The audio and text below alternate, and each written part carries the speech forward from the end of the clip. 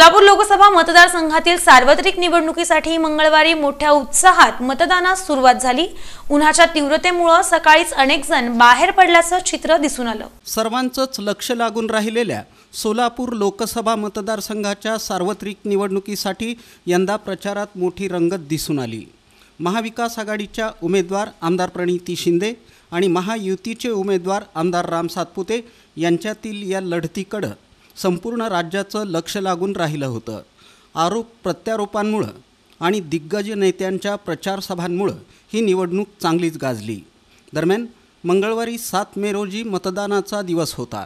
या निमित्त प्रत्येकाचीच विशेषतः नवमतदारांची उत्सुकता चांगलीच दिसून आली।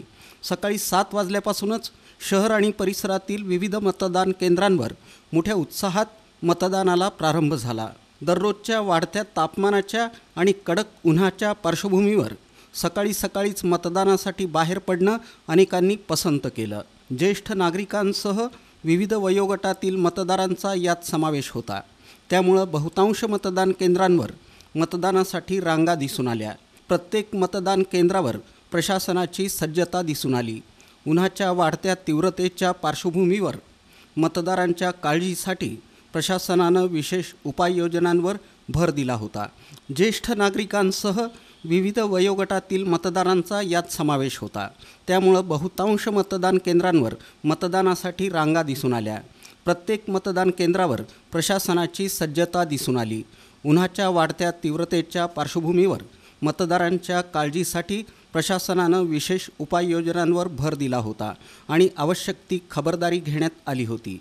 दरम्यान मतदानाच्या पार्श्वभूमीवर सर्वत्र कडेकोट पोलीस बंदोबस्त ठेवण्यात आला होता। योग्य ती खबरदारी या निमित्तानं घेण्यात आली होती।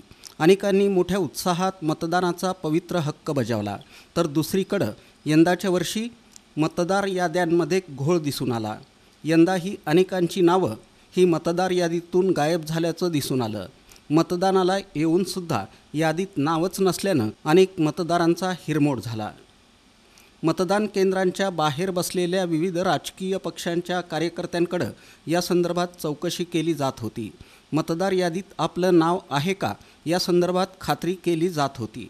मतदार यादीत नावच नसल्यानं आल्यापावलीच अनेकांना परतावं लागलं। या संदर्भात अनेकांनी नाराजी व्यक्त केली। विविध राजकीय पक्षांचे लोकप्रतिनिधी कार्यकर्ते हे अधिकाधिक मतदान कसं होईल याकडे विशेष लक्ष देताना दिसत होते। दरम्यान विविध मतदान केंद्रांवर वरिष्ठ पोलीस अधिकारी हे प्रत्यक्षात जाऊन भेट देऊन एकूणच परिस्थितीचा आढावा घेऊन मतदान सुरळीत आणि शांततेत पार पाडण्यासाठी योग्य त्या सूचना मतदान केंद्रावरील पोलीस कर्मचाऱ्यांना देत होते। ऊन वाढण्यापूर्वीच मतदान करण्याची प्रत्येकाची लगबग दिसल्यानं बहुतांश मतदान केंद्रांवर सर्वत्र सकाळीच मतदानासाठी रांगा लागल्याचं चित्र पाहायला मिळालं। दरम्यान 42 अनुसूचित जाती सोलापूर लोकसभा मतदारसंघात मोहोळ, सोलापूर शहर उत्तर, सोलापूर शहर मध्य, अक्कलकोट, सोलापूर दक्षिण आणि पंढरपूर या 6 विधानसभा मतदारसंघांचा समावेश असून या मतदारसंघांची एकूण मतदारसंख्या 20,30,119 इतकी आहे। यामध्ये 10,41,470 पुरुष मतदार, तर 9,88,450 स्त्री मतदार आणि 199 तृतीयपंथी मतदार असून 1,968 मतदान केंद्रांवर हे मतदार आपला मतदानाचा हक्क बजावत आहेत। मी वोट केलेला आहे। आपण सगळ्यांनी वोट करावं। सोलापूरच्या विकासासाठी हे वोट आहे। सोलापूरमधून विकासासाठी एक चांगल्या उमेदवाराला निवडून द्यावं। एक काम करणारे उमेदवार, त्याला आपण मतदान करावे।